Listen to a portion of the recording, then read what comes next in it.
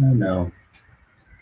Boys and girls, I gotta struggle through this, and this is gonna be difficult. No one should watch it.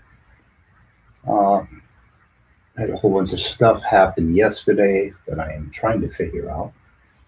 We'll try to share a screen as usual. We're not ready. Gonna be ready.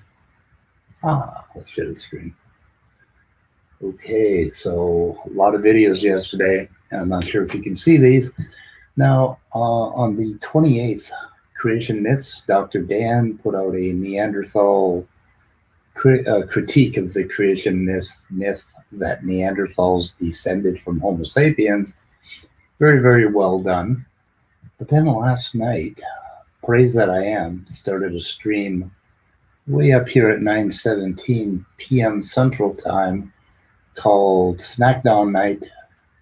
Gene Kim on the Rapture, Dan Cardinal on Neanderthal, and Skeptical Human on Creation.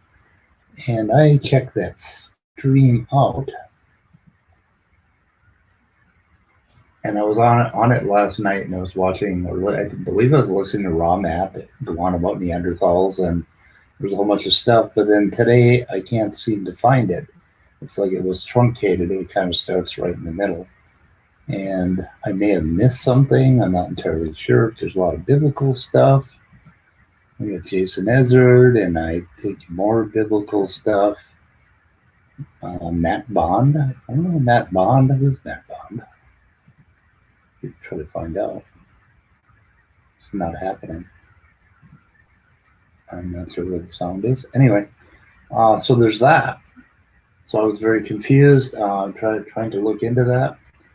Yesterday we had I have a thing here, AA Agnostica. If nobody's heard of it, if you have an addiction problem and you are an atheist or an agnostic, AA Agnostica is a website and Facebook page, and they have a lot of really good information for atheists in recovery. And we have T Jump. He just downloaded a link. Rage is doing something. Pine Creek has James White, and so does Praise That I Am.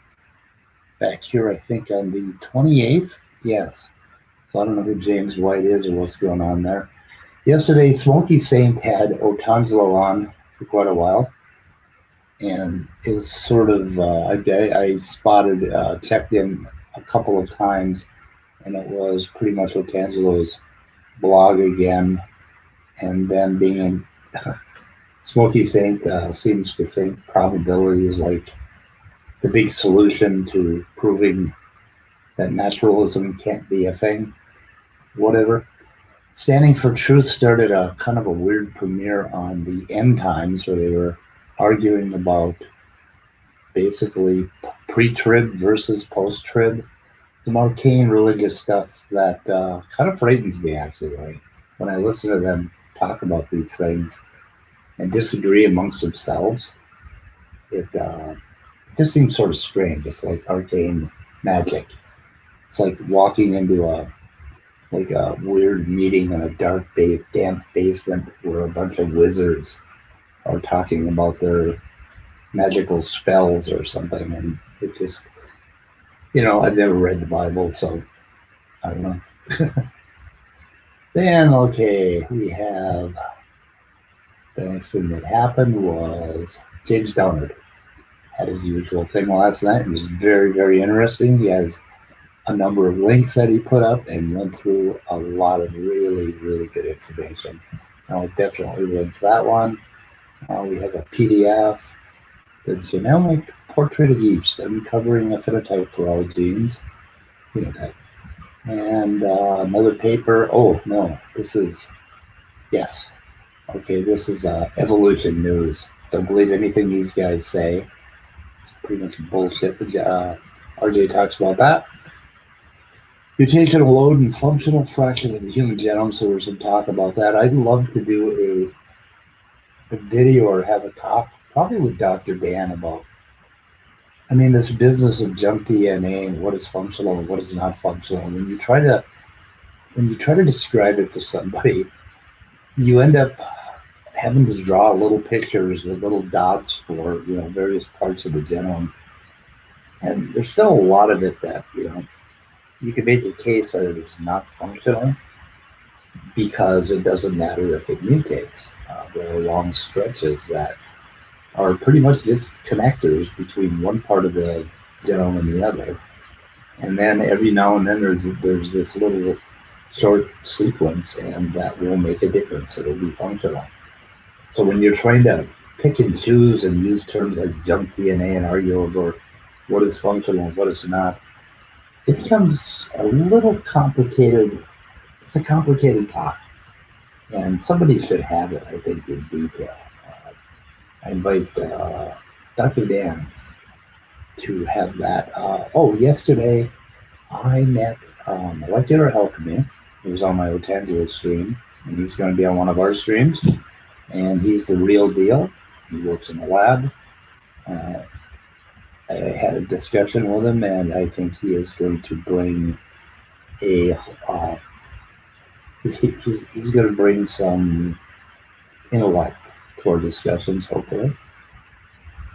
And then I met 11th Dimension, and he has a couple of papers on ABio that I'm going through, and we may be talking to him sometime shortly.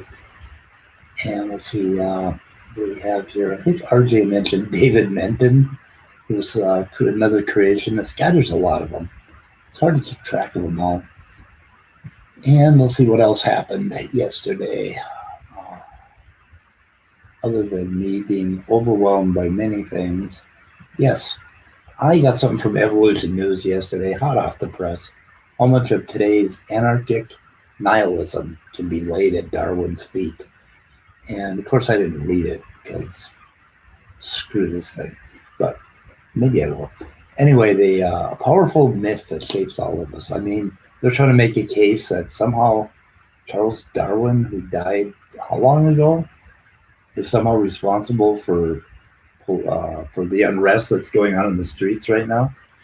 Look, people, the protests that are going on right now are because all of a sudden all of America just said no to systemic racism and a lot of other bullshit that's been going on, and that's what's going on.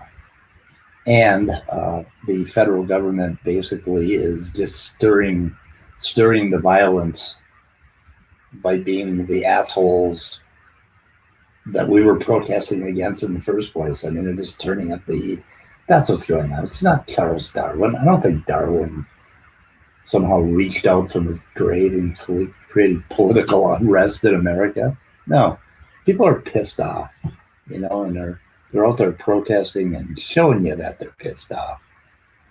You might want to ask them why they're so pissed off, right? And not come up with this kind of bullshit and try to psychobabble them from fucking 1860 and Charles Darwin. Give me a break. Yesterday, I found a site called Semiotics for Beginners, and this has to do with John the Maddox's ridiculous ideas about biosemiotics. And so you can start looking into semiotics, and I will link this site. He has a table of contents. This is I think this is the second page where they show what a sign is. Basically, it's this triad, and of course, here's Pierce. Something that hopefully I'll be explaining a little bit. I did put up a hidden video on biosemiotics that I'm working on, trying to get a transcript for, try to explain it. But basically, we have a signed vehicle, which would be DNA. And then, let's see, hang on a second. Yeah, I'm gonna trip on myself here. So let's see. The sense made of a sign would be the protein that's translated out of the DNA. The referent would be what this sign stands for. Sign vehicle. I don't know. This diagram confuses me. I should not have started talking about this before having another cup of coffee. But anyway, I'm going to put this out, and there's an article on semiotics on Wikipedia, which is not extremely helpful. They start out with John Locke, and anyway, this has to do with information and in biology and how we view information, and sort of the extended synthesis is what it's about. Uh, it needs a little unpacking so that we all know what we're talking about when they come at you and say, "Oh, it looks like a algorithm or a program, therefore it had to be designed." There's a lot about biosemiotics that will enlighten you on how that is not the case. That inference from is a program to it is has to be designed. That inference is bullshit, and there is nothing to back that case up. You'll keep hearing it over and over again. One other thing of note is that John Maddox seems to have hooked up with Smokey, and he seems to have a new game. He's not doing. I think maybe he resigned as a geneticist. I don't know. I'm not sure. But now he's doing other things like morality. I think he found a new way to beat people. So anyway, something to watch there. The John Maddox Smokey connection. And let's see what else we got going on today. Not much. I think I'll just end this. Ramble. Sorry, guys. What else is happening? Gonna read some papers today. I'm gonna try to get outside. I remember outside and look around, see what's happening out there. I think there are trees and bugs, and I don't know. I'm gonna go check that out. Uh, what else am I gonna do today? We may have a hangout tonight. No, actually, I have a meeting tonight, and maybe later. Anyway, we'll see. Goodbye. Fuck. I am so bad at all this. Sorry, guys. See ya tomorrow, maybe.